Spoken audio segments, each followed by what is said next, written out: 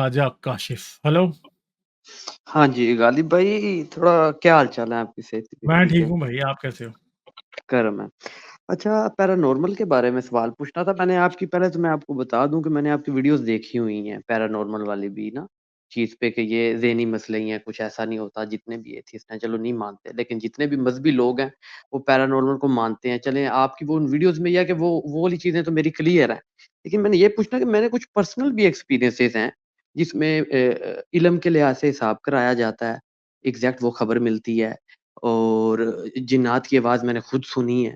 मतलब कि आप मतलब उस बारे में क्या कहेंगे कि जहाँ एट अ टाइम 3 लोग हैं, जो तीनों ठीक भी हैं, किसी के ज़हन में प्रॉब्लम भी नहीं है, एक एक बंदा एक चीज़ आई पैरानॉर्मल जिसने तीनों से ही बात की या एट अ टाइम कि कौन-सी ऐसी एनर्जी आई कि जिसने तीनों से बात भी कर ली या आपके कान में खाँसी की। अगर एक बंदे को कान में खाँसी की आवाज़ आई है इतनी करीब से कि जैसे बिल्कुल आपकी नोज़ जुड़ी हो हेड के सामने, यानी कि बहुत क्लियर एविडेंस देखे हैं। बाकी एक मर्डर मिस्ट्री भी होगी थी।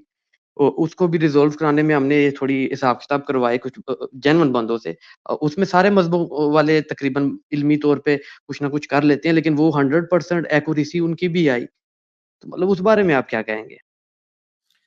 चलो यार, एक बात तो आपको मैं बताता हूँ कि मैंने पिछली बार भी बंदा आया था, तो उसको मैंने ये कहा था, आपने वो बात शायद सुन भी ली और आप फिर भी पास नहीं आए। शायद मैंने नहीं सुनी, आप सुना दें। हाँ, तो मैंने ये कहा था कि जो भी बंदा हिसाब-किताब लगाता है ना, उसके पास जाओ और उसे कहो कि मेरी पहली गर्लफ्रेंड का नाम बता दे।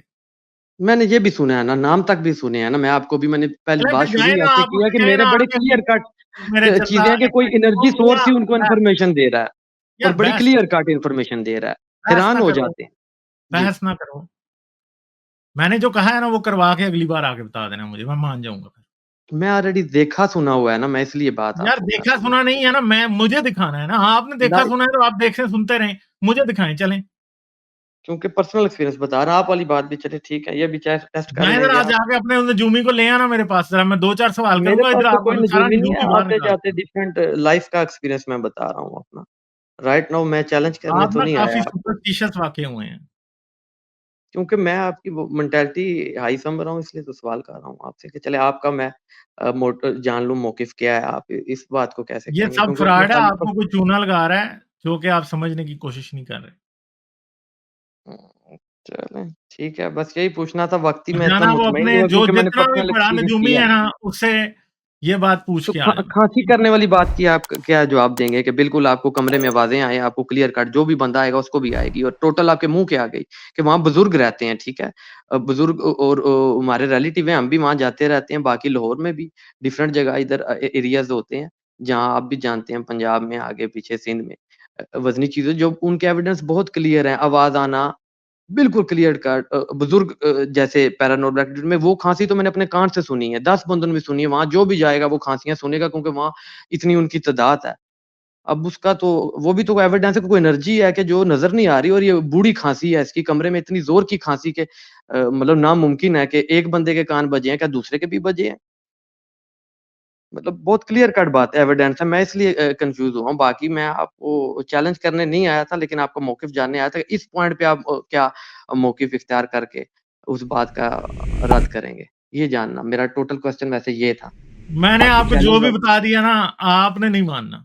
मगर मैं आपको रीज़न इसकी भी बता देता हूँ। जिस घर में मैं रहता बताओ। हूँ ना, ठीक जी। है? जब जब नीचे उनके बच्चे बोलते हैं ना, तो एक जगह ऐसी है कि ऐसे नहीं, लगता है नहीं कि उस कमरे में चुप रहो यार, 1 मिनट, मुझे काटना नहीं अब। ओके। जब नीचे वालों के बच्चे बोलते हैं ना, तो एक घर में जगह ऐसी है कि जहाँ पे ऐसे लगता है कि वो उस कमरे में बोल रहे हैं। ठीक है?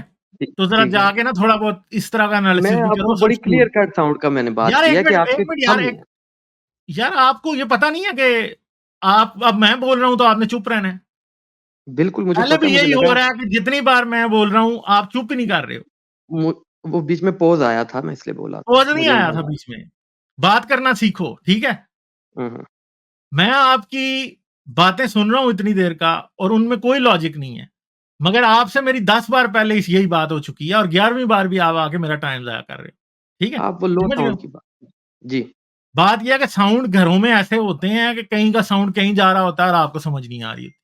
ठीक है? इतनी सी बात है, जो आपको समझ नहीं आ रही, तो हम आपका अब क्या करें? हम आपको क्या साबित करके दें? और वो भी सिर्फ़ आपकी शख़्सी गवाही की बेस पे।